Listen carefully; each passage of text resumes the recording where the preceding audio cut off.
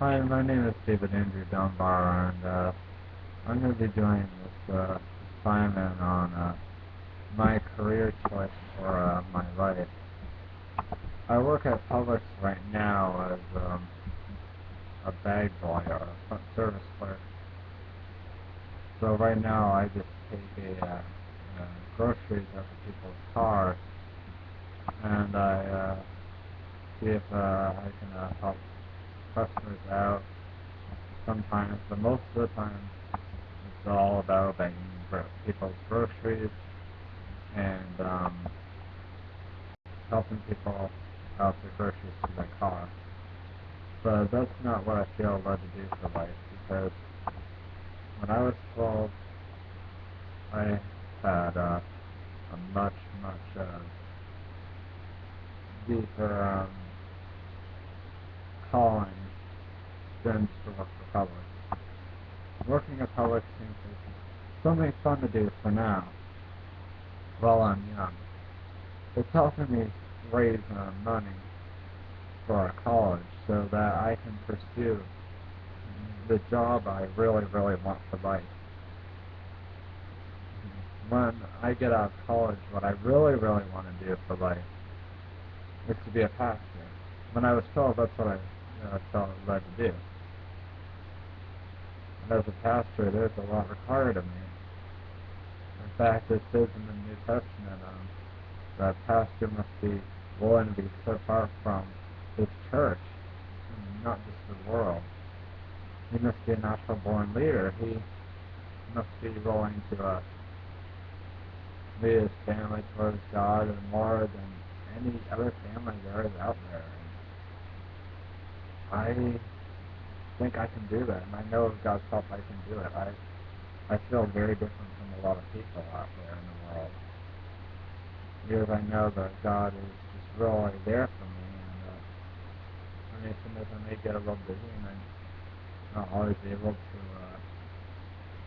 listen to the Bible or hear a message of my present pastor speak about the Word of God, but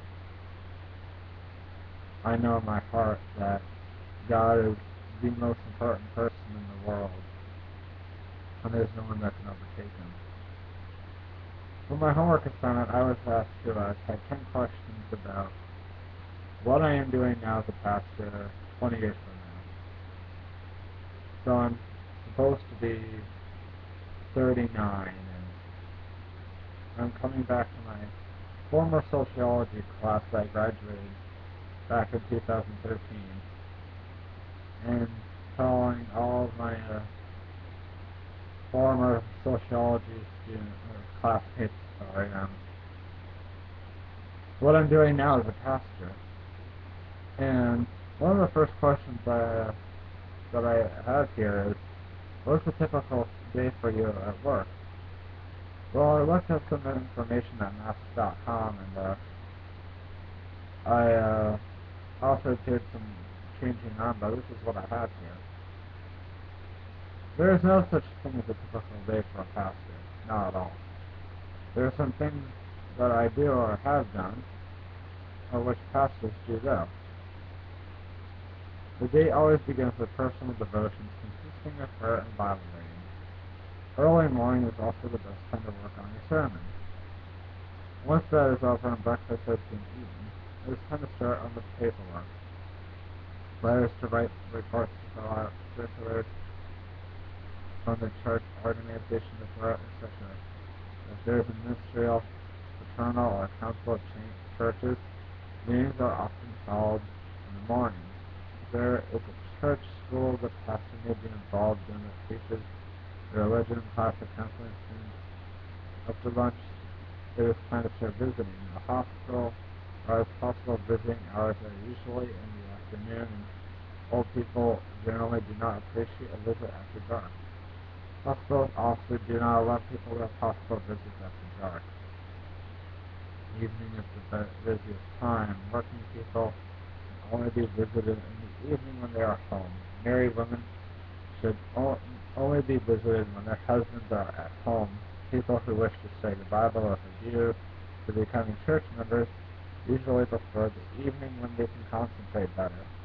Some pastors don't get in until midnight, either because we have pastors who have stated welcome, or because their district is large and takes them that long to drive back from a distant visit. Other evenings are taken up with church meetings. Church board prayer meetings and evangelistic meetings are meetings of other non-Adventist Christian groups. Feels like quite a bit of a long day there. You get your normal typical high school student, and you get up at 5 or 6 in the morning. It depends on where you attend school at. The school right behind me, they tend to start school at 7 o'clock in the morning, and I hear them all outside the flagpole around 8 in the morning.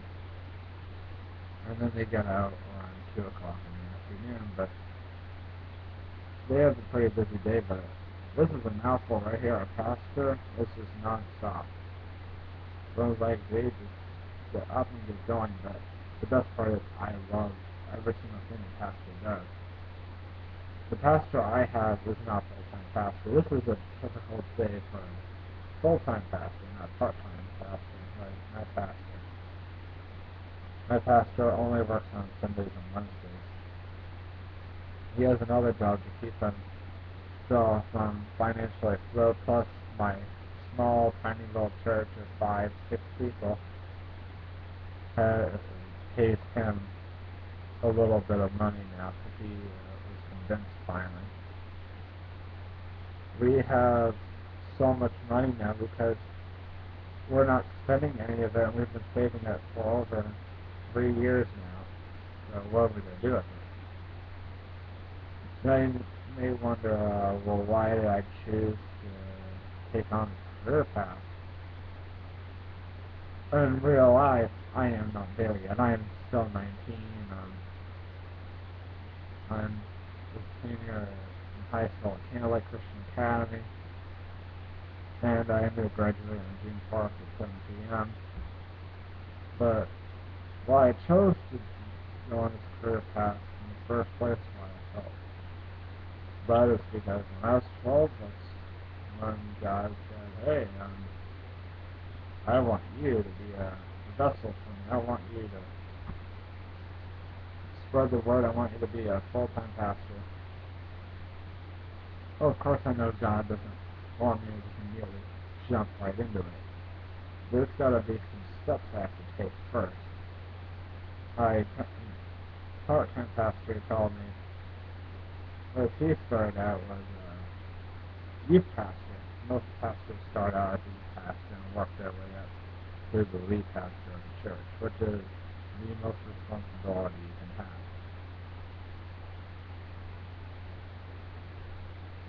And for my whole life, I've always loved to read my Bible, and this is stuff that's required anyway, to pray daily on my own. Besides praying at meals, which is when I mostly can pray. Attend church and Bible studies weekly. I also, lastly, enjoy listening to pastors' messages online. He has quite a bit of them. In fact, you can listen to them at www.fairchurch.org. I mean, it's a really good website. It's not the fanciest thing in the world, but the messages is what makes my church Fair Church. S-U-R-B. I really love it. You'll love our logo. It's two people praying with a cross in the middle. It's really, really cool. You may not catch it right away, but that's what our logo is. And just one of the sermons, that's where most of the attention goes to. That's what the church is all about. Because in our sermons, it's all about God. And God is the center of focus in our church. And it always should be. My pastor really makes a big deal about how important God is. And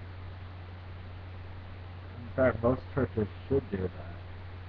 But my pastor knows what he's doing because he's taken a lot of classes, seminary, and he takes the Bible and he tells you exactly what it says. There's many pastors who just do a quick sermon just to show that you know God is still in your life. And my pastor wants you to know what you need to do to improve your life in a biblical manner.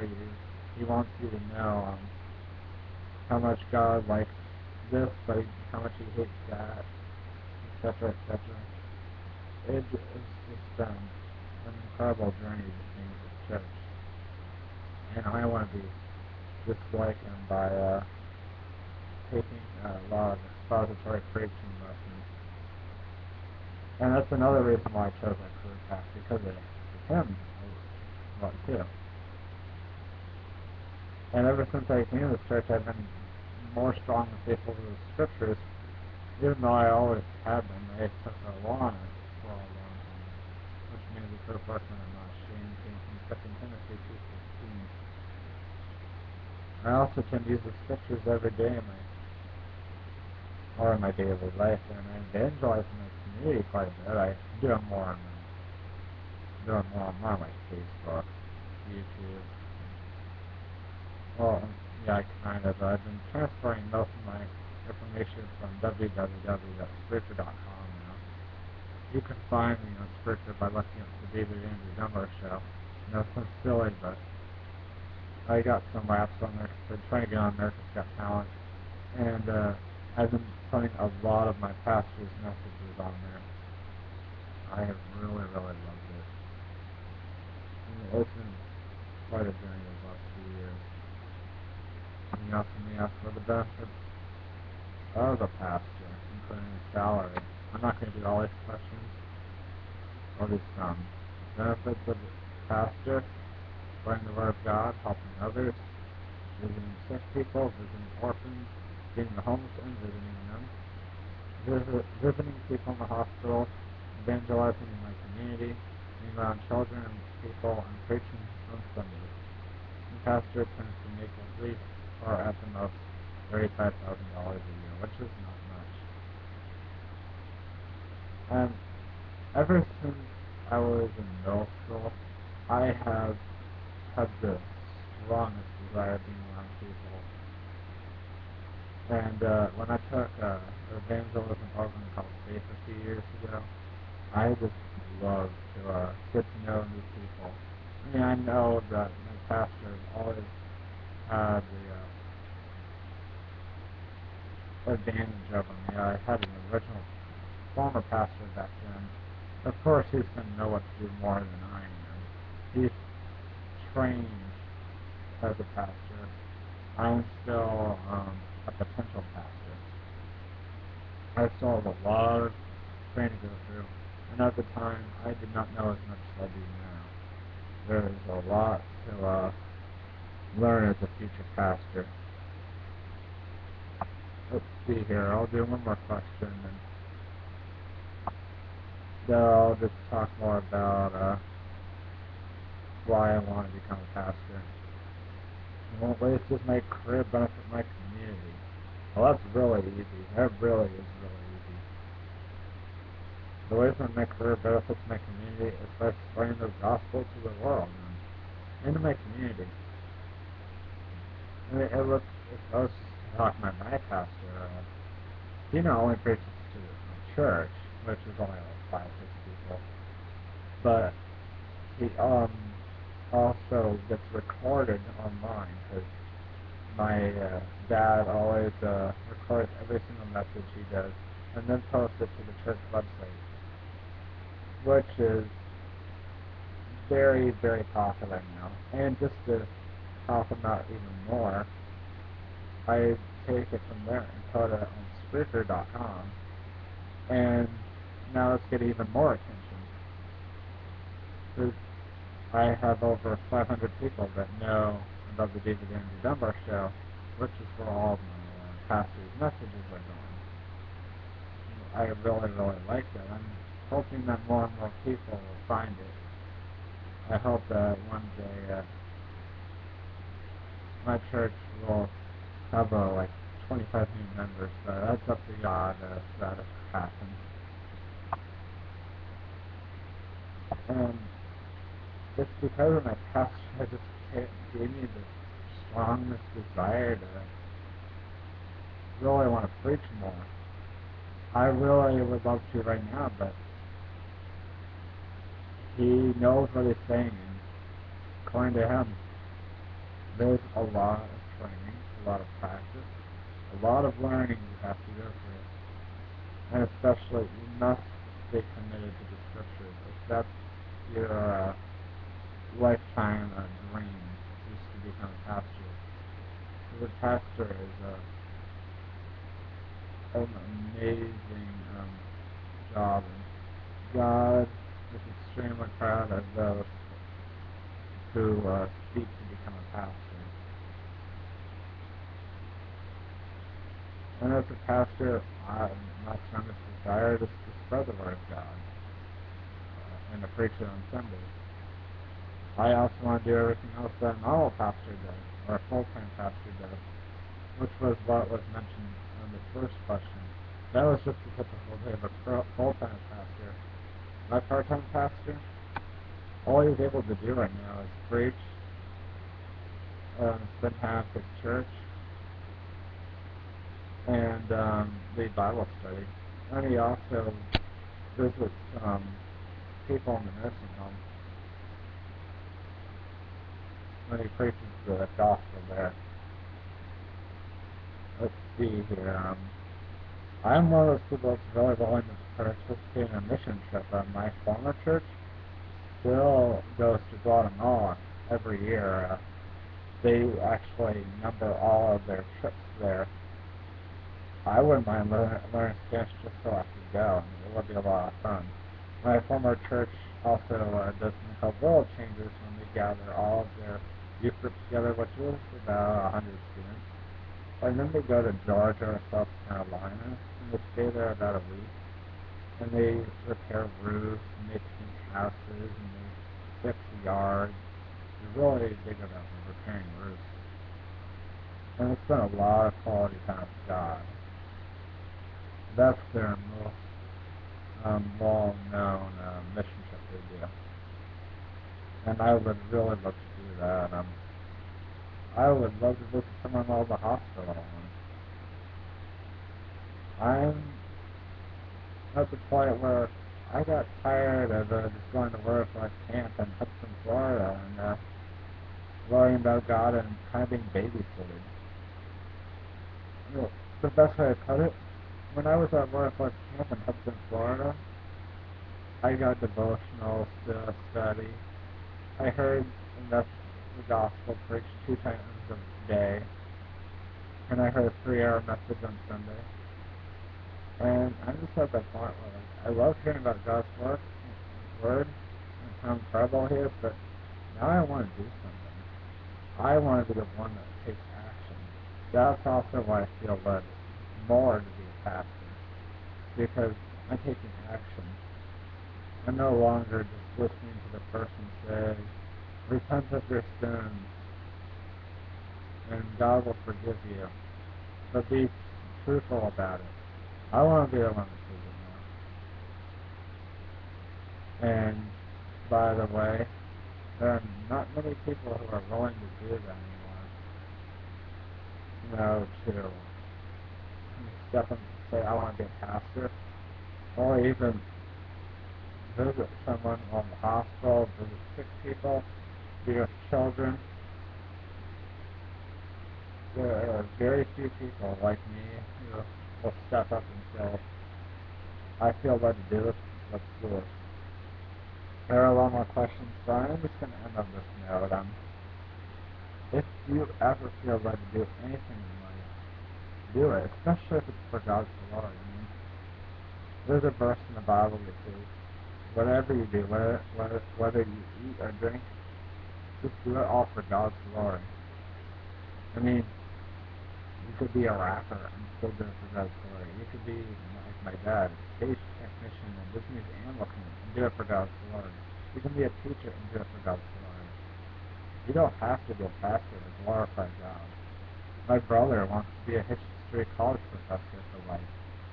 You're still going to glorify God that way.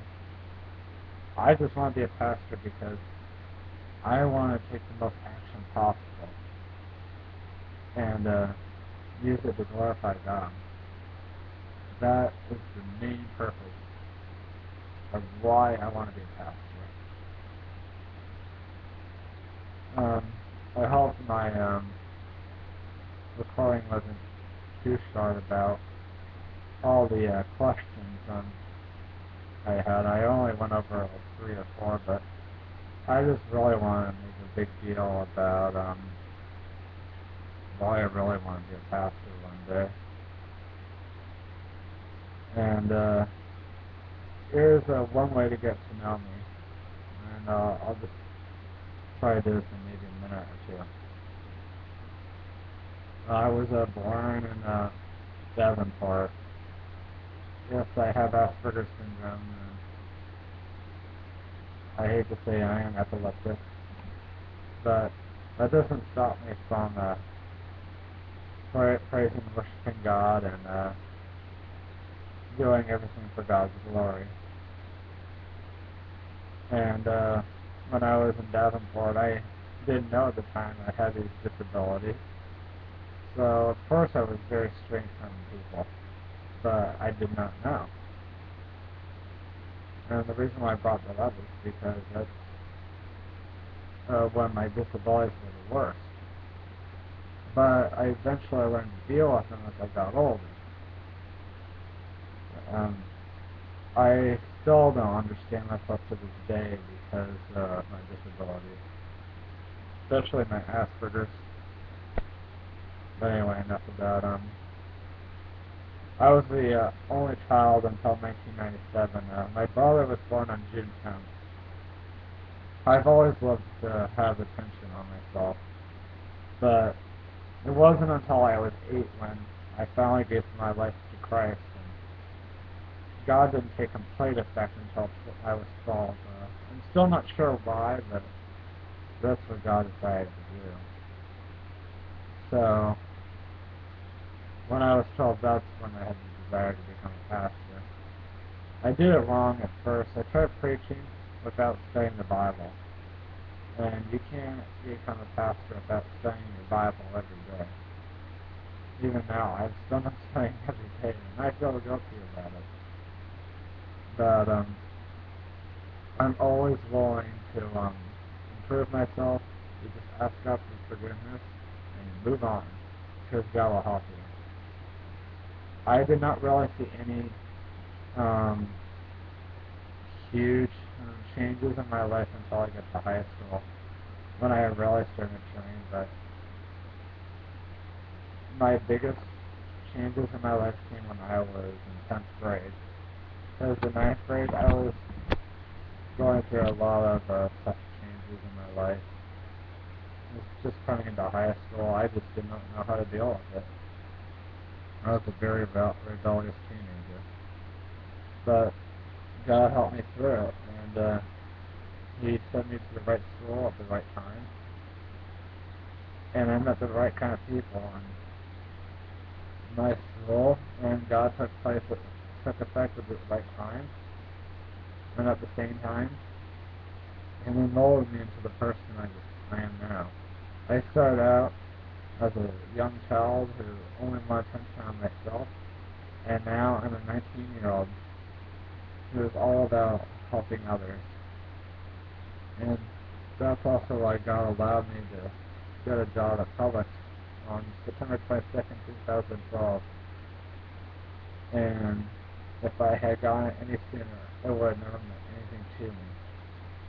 Because how can a self-centered person work for Publix as a bagger or a service clerk?